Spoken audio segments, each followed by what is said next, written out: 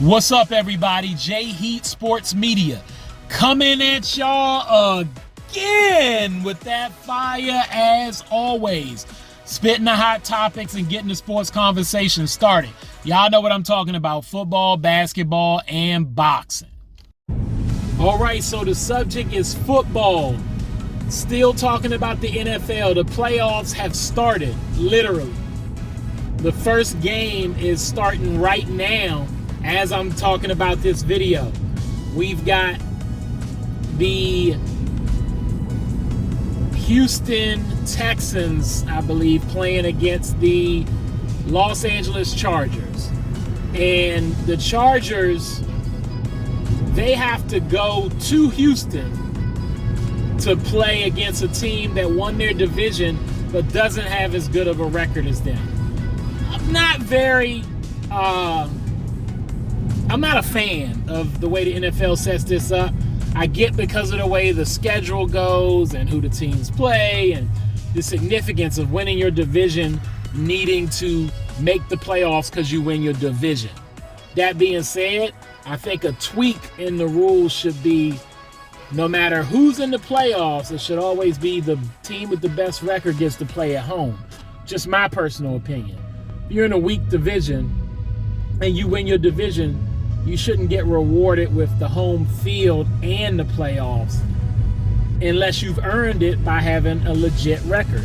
Now, you could be in a weak division and play really, really well and have a good record and still not be tested like some other teams in tougher divisions with worse records, but at least you have the better record, so that looks a little better.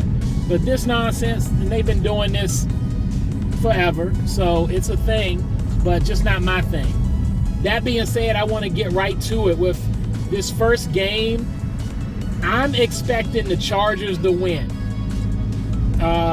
Jim Harbaugh has come back to the pros and has shown that he is the legitimate coach we always thought he was in terms of his skill and his IQ when it comes to the game of football. He knows what he's doing. He's balanced the attack in Los Angeles and helped his quarterback Herbert learn how to have more of a balanced attack and not just be a gunslinger.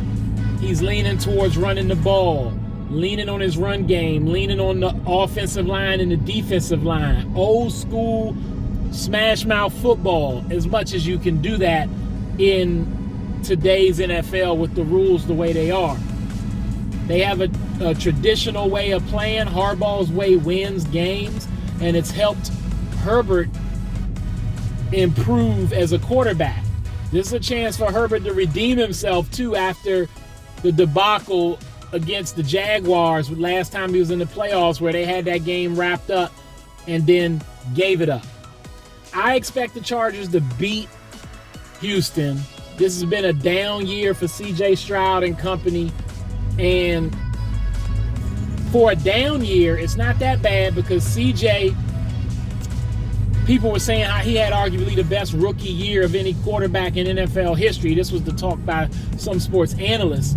And for this to be a down year, or a sophomore slump, if you will, it's a heck of a sophomore slump to be in the playoffs and win your division. So bright things for CJ and Houston. This just isn't their year. They are playing at home, but they're going to stay home after this game. Moving on to the next game, the Baltimore Ravens versus the Pittsburgh Steelers. That's a trap game. Pittsburgh has had the number of Lamar Jackson at times and the Baltimore Ravens. It's a rivalry. Usually it can be a low-scoring game, gritty.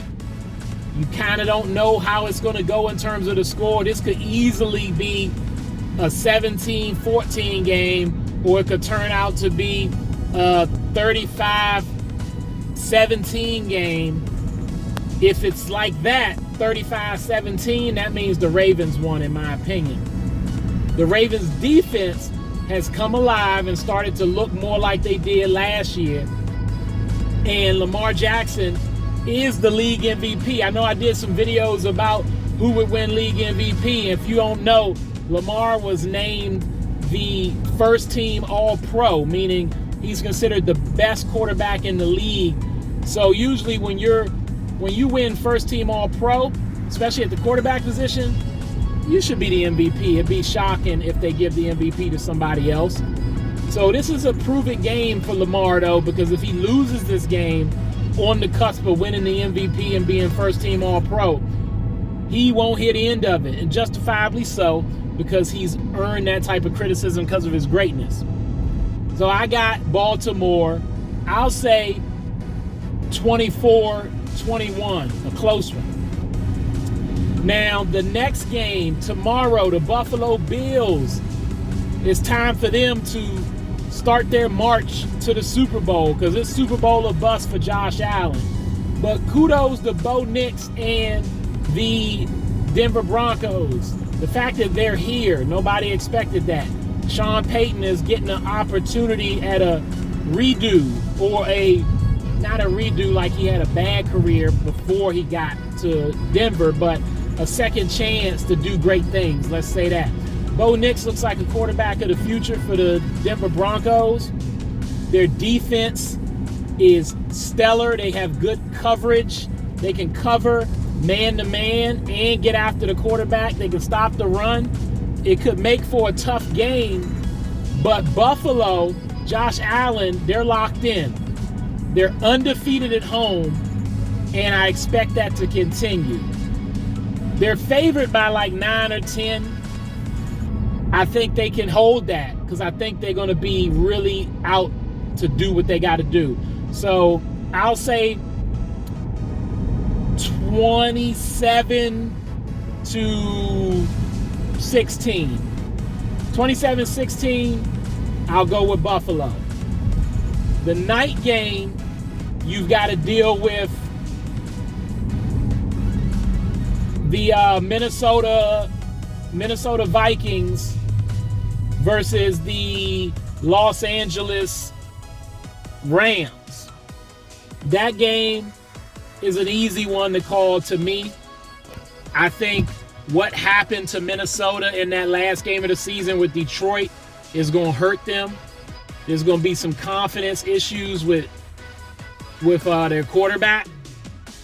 And although they've had a great season, if you remember the way the Rams played against Buffalo when they played them, they can put up points. And at home, they can be dangerous.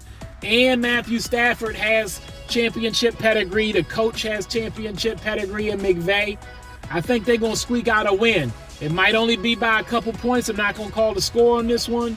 But 3-point victory, I think the Rams will squeak through. Although I'm rooting for Minnesota, and I'm not hedging my bet there. I just would like to see Bradford get paid at the quarterback for Minnesota. But if I had to put money on it, let's go with Los Angeles.